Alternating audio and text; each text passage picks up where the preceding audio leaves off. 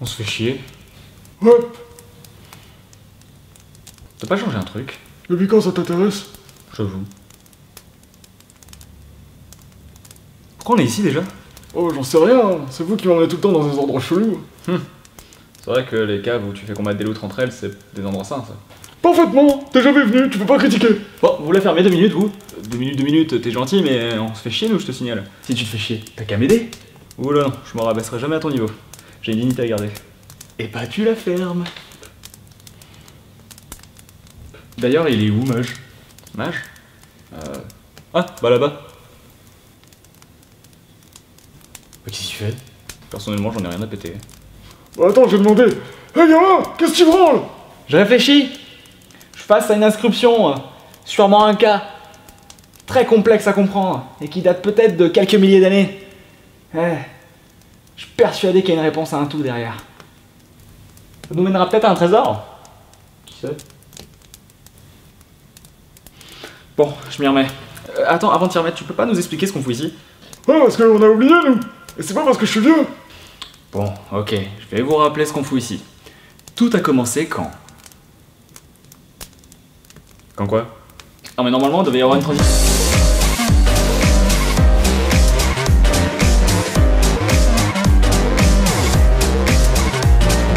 Mais puisque je vous dis que c'est 36 la réponse! Mais tellement pas, c'est 81! Non mais vous êtes nuls, c'est évident que c'est 42! Mais qu'est-ce que tu nous chantes toi? 42 c'est même pas un chiffre qui existe! Ah ouais, et la vidéo complotiste que j'ai vue sur l'existence cachée de ce chiffre, elle est fausse peut-être? Tu mériterais à toi seul que je mette un contrôle parental. Non mais j'y crois pas, vous avez fait des maths dans votre vie? Ouais, et au collège j'avais 16 de moyenne. Et au lycée?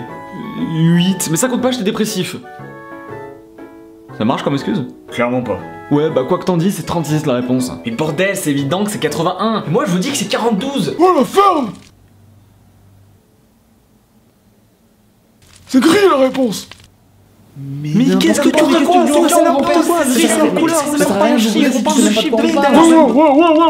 Ça part de quoi cette histoire là? Les gars, j'ai trouvé un super site d'énigmes. Ça vous dit qu'on s'amuse ensemble à en résoudre pour solidifier notre amitié?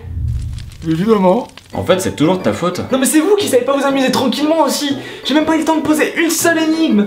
On est même pas allé plus loin que la page d'accueil. Bon, vous savez quoi? On va tenter de réfléchir calmement. Une énigme a toujours une solution, comme dirait une certaine personne. Reste plus qu'à savoir où. Tu parles de qui? Je pense à professeur Layton. Je sais pas si vous en rappelez, mais il y a pas si longtemps que ça, j'en avais parlé dans un épisode. Pas si longtemps que ça? Bah quoi, ça doit faire 2 ans grand max? Ça fait 5 ans, mec. Oh. Je me sens tellement vieux d'un coup. En tout cas, donc 5 ans déjà, j'avais parlé de professeur Layton. Enfin, j'en avais parlé, j'avais plutôt survolé, on va dire. Et du coup, je pense que si on réfléchissait comme lui, on trouvera peut-être la solution. J'y crois pas 2 secondes à ton histoire, mais vas-y si ça te fait plaisir. Avant tout, pour ceux qui ne connaissent pas, qu'est-ce que Professeur Layton? Professeur Layton est une saga de jeux vidéo d'aventure et puzzle développée par Level 5, un studio japonais qui nous a pondu la saga Inazuma Eleven, mais aussi plus récemment les Yokai Watch. La saga Professeur Layton, quant à elle, a eu droit à 6 jeux officiels, tous sortis sur DS puis 3DS, plus un spin-off avec Phoenix Wright sorti sur 3DS. La saga s'est donc terminée en 2013 après Professeur Layton et l'héritage des Jasclantes, mais dernièrement, Level 5 a sorti un nouveau jeu appelé l'Aventure Layton qui suit les aventures de Catriel, la fille de Layton. Et j'ai pas en parler de ce jeu parce que, bon, il est pas ouf, mais surtout qu'il mérite à lui tout seul un épisode. Un jour. Peut-être. Si j'en ai envie. En tout cas, la saga Professeur Layton est bel et bien finie et nous laisse derrière elle tout un univers foisonnant de... bizarreries. Je sens que cet épisode va être sympa. Parce que tous les autres étaient pourris? Bah ouais. Ça me fait pas du tout mal d'entendre ça. Enfin, du coup, on va parler de Professeur Layton dans sa globalité, et je préfère vous mettre en garde, ça va pas mal spoiler. Car oui, bien qu'il y ait une nouvelle histoire dans chaque jeu Layton, au final, les schémas des jeux se ressemblent beaucoup. Layton reçoit une lettre, check, cette lettre l'amène à une ville ou un lieu étrange, check, il rencontre une personne mystérieuse sur la route, check, ça part en couille, check. D'ailleurs, au bout d'un moment, je me demande si c'est pas un peu comme Mario, il en a pas un peu ras le cul? Non, parce que, pour rappel, c'est un professeur en archéologie à la base, hein, à l'université. Je sais que la grecque, c'est pas facile à avoir, mais quand même. Bonjour.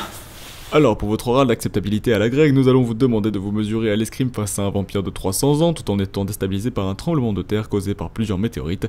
Tout ça, bien sûr, en évitant de tomber dans la lave qui se trouve sur le sol. C'est bon pour vous?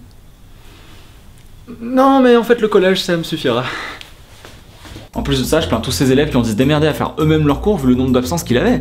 Mais même en dehors de ça, vous imaginez votre prof de maths ou votre prof de sport vous abandonner pendant 1 ou 2 mois parce qu'il doit sauver le monde? Bonjour, je suis là pour vous annoncer que votre prof de PS pourra pas assurer ses cours pendant 2 mois. Il est occupé à, je cite, Sauver le monde d'une attaque de Mexicains aztèques mangeurs de requins. Bande de moules. Voilà, en gros, vous avez passeport, quoi. Bon, après, tu me diras, Layton, il doit en avoir marre. Hein. Je veux dire, si on reprend les aventures dans l'ordre chronologique, depuis l'appel du spectre, il a vécu la destruction d'une ville par une machine géante avec des griffes gigantesques. Il a vu son pote mourir, mais en fait non, il a été tué puis ressuscité après être monté à bord d'un bateau volant d'une civilisation ancienne, il a vu un faux village construit de toutes pièces pour une seule fille, et il s'est battu face à un vieux de 90 ans qui en paraissait 30. Alors tu comprends bien que lorsqu'on lui dit qu'une soi-disant machine à voyager dans le temps existe, ouah, sa réaction est un peu... En effet, c'est étrange. mollassonne. En vérité, il a déjà tout résolu dans sa tête, hein. Ah, vous avez vu, professeur? Il s'est téléporté sous nos yeux. En effet, je ne comprends pas. Non, je déconne, en vrai, il avait un frère jumeau qui se trouvait déjà là-bas pendant que lui il se désintégrait à l'aide de rayons laser qui lui rentraient par le cul. Ah. Intéressant cette machine. Couché, papy. Bon, passons maintenant au point le plus important, les énigmes. Vous n'êtes pas sans savoir que la base des jeux Layton, ce sont les énigmes. Et les développeurs nous le font bien comprendre. Non, parce qu'en gros, quoi que tu fasses dans l'univers Layton, ça t'amènera à une énigme. Quoi que tu fasses. Bonjour, j'aimerais une baguette tradition, s'il vous plaît. Ah bah tiens, le pain est cassé, comment ça se fait? Ça me rappelle une énigme que la maman de ma mère me posait, dis. J'exagère pas. Bon, peut-être un peu. Mais dans le Destin Perdu, le troisième jeu Layton, il y a une vieille dame qui cherche à savoir quel stylo fonctionne. Bam, une énigme. C'est vrai que juste tester les stylos sur un bout de papier pour savoir s'ils fonctionnent comme n'importe quel être humain, c'est surfait, bah oui, faut se démarquer. But oh, Eh Thibaut, Ouais. est-ce que ce flingue fonctionne? Bon, ça dépend, mais le dans l'eau, s'il devient rouge, c'est qu'il a la grippe. Par contre, s'il a de l'acné, c'est qu'il est pubère et qu'il peut donc tirer un coup. C'était... bof. Non mais sans les énigmes, le monde de Layton, il serait foutu, je sais pas comment il ferait pour vivre. Bah il ferait comme nous. Comme nous. Ouais. Qui avons tous la même gueule. Non, si tu veux j'en formule. Comme ceux qui regardent cette vidéo, ceux qui sont en dehors de cette fiction, on fait croire que nous sommes 4 personnages différents, alors qu'en vérité nous sommes juste toi, habillés différemment. Ce qui fait qu'en ce moment même, je parle dans le vide, puisque tu n'es pas vraiment là. Seul le montage fait croire que vous m'écoutez et que vous réagissez à mes dires qui peuvent paraître bizarres, mais qui sont en vérité qu'un dialogue que tu as écrit sur un scénario. Ouais, ça paraît logique. Enfin, pour continuer à parler des énigmes dans Layton et pour que vous compreniez à quel point elles sont capitales dans cet univers, elles peuvent carrément être des armes. Genre, tu peux tirer avec des énigmes? J'ai 3 pommes, j'en mange 2, il en reste combien? Pas du tout. Genre, toujours dans le Destin Perdu, à un moment, un loupard vous menace. Avec quoi, me demandez-vous? Eh ben, avec une énigme. C'est ce que je dis, tire avec des énigmes. Non, genre, il menace juste Layton et Luke avec une énigme. Genre, résolvez-la, sinon... Sinon... Bah, je sais pas, du coup, je vois pas comment une énigme peut être dangereuse. Ça dépend de l'énigme et de son contexte. Ah. Quelle est la différence entre une femme et une femme de ménage? C'est dégueulasse. Tu vois? Et imagine que je la pose à une féminazie maintenant. Oh, je sais! Ouais bah ta gueule, y'en a qui cherchent encore. En tout cas, une énigme en elle-même n'est pas forcément dangereuse. Mais parfois dans Layton, tu sais pas trop si tu dois résoudre une énigme ou juste commettre un meurtre. Genre, je me souviens d'une énigme où faut assommer des ennemis avec des caisses qui sont suspendues au-dessus de leur tête. Ouais, parfois Layton il déconne pas, mais ça me fait réfléchir à un truc. Imaginez qu'avec une énigme du genre, il tue quelqu'un. Il se passe quoi au tribunal? Monsieur Layton, vous êtes aujourd'hui devant moi afin d'être jugé pour les crimes commis contre Loupard numéro 1 et Loupard numéro 2. Qu'avez-vous à dire pour votre défense? Écoutez, monsieur le juge, je veux le dire devant tous nos compatriotes anglais. C'était pour une énigme. Ah bah ça va alors! Acquitté!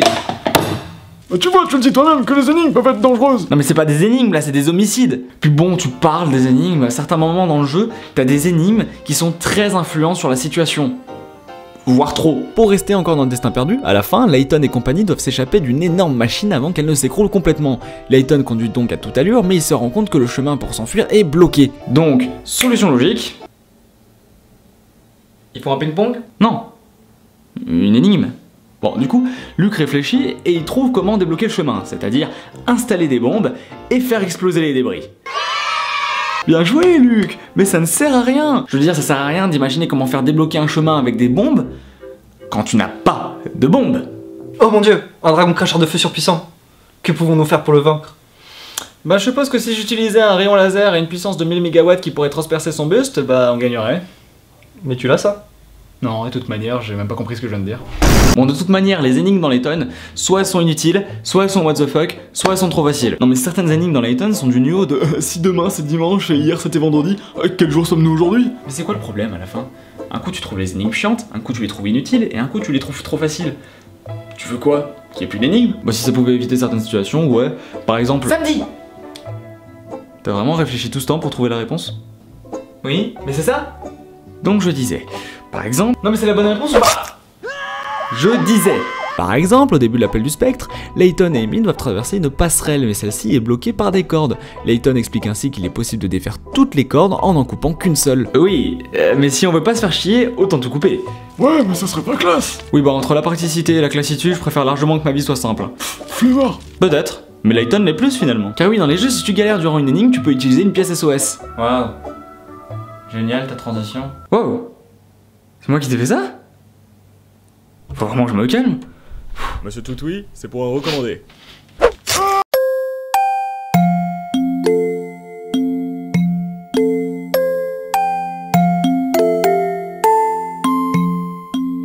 Excusez-moi, je parlais de quoi? Des pièces SOS. Ah oui, eh bien ces pièces sont un mystère. Dans l'univers Layton, lorsque le jeu est en mode point and click, on peut tapoter à certains endroits de l'écran du jeu et y trouver des pièces SOS.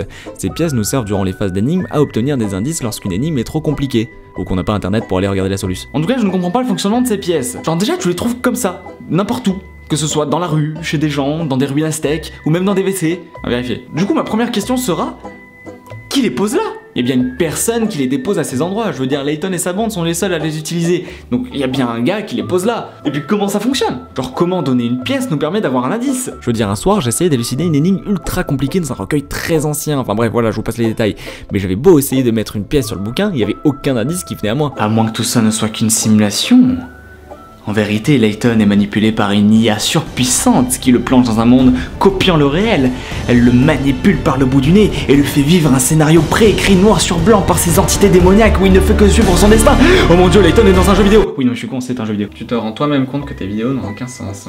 Enfin, bien que ce soit un jeu vidéo, les cachettes des pièces SOS sont tout de même chelous. Il y a des moments, elles sont cachées sur le sommet d'un lampadaire, sur un toit, ou même sur une vieille horloge tout au fond de l'écran. J'imagine pas le gars qui doit les cacher.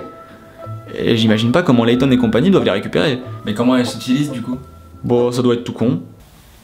Ah bordel, j'arrive pas à comprendre comment ça marche. Vas-y, tiens. As-tu remarqué qu'il était rose? C'est tout? Oui. Ils sont chelous dans ces jeux. Je te le fais pas dire. Et en plus, si tu voyais à quoi ressemblait un simple citoyen là-bas, ils ont quelques problèmes de morphologie. Un simple habitant, il ressemble à ça. C'est toujours mieux que ta tête de base. Je te rappelle qu'on a la même.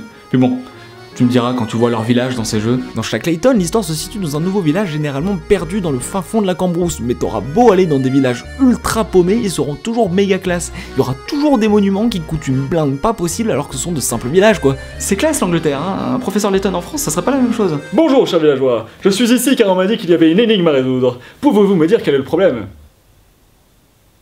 Bon, on n'a pas de wifi? Professeur Layton et l'Ardèche perdue. Et une blague de refaite. Une. T'as déjà plus d'idées? Oui, bon, j'avoue, c'était facile. Mais attends. C'est peut-être ça? 2, 3. Layton, pour résoudre un mystère, il se rend dans un village. Alors, faut sûrement que nous aussi, on se rend dans un village. T'es sérieux? On part en voyage? Allez les gars, on perd pas de temps. Direction l'Ardèche. C'était vachement long! Totalement. Ah ouais, putain, t'aurais juste pu résumer un peu. Ouais, parce que là, c'était méga chiant. Bon, vos gueules! Moi, j'essaie de résoudre le problème là. Et donc là, on est dans les rues en Ardèche. Ouais. Je savais pas qu'il y avait des aztèques par ici. Moi non plus. Dégage, Patrick.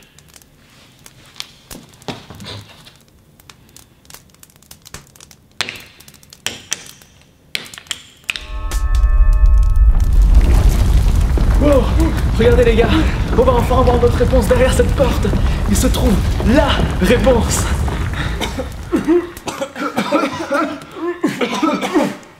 Vous voyez quelque chose? À moitié.